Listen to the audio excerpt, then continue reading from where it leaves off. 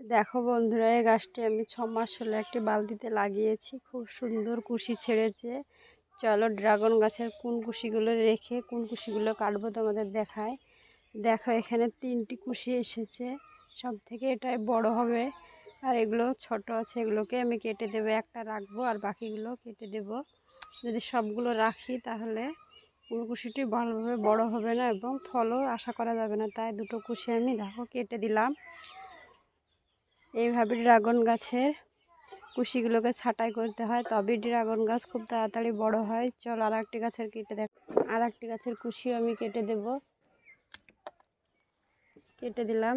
দেখো, এই বড় গাছটির গোড়ায় একটি কুশি এসেছে, এটাকেও আমি কেটে দিলাম। গোড়ায় আর কুশি নেব না, অলরেডি অনেকগুলো গাছ হয়ে গিয়েছে। এই ডালটাকেও আমি তুলে দেব, অন্য টবে লাগাবো। আর তাহলে খাবার দিতে ভীষণ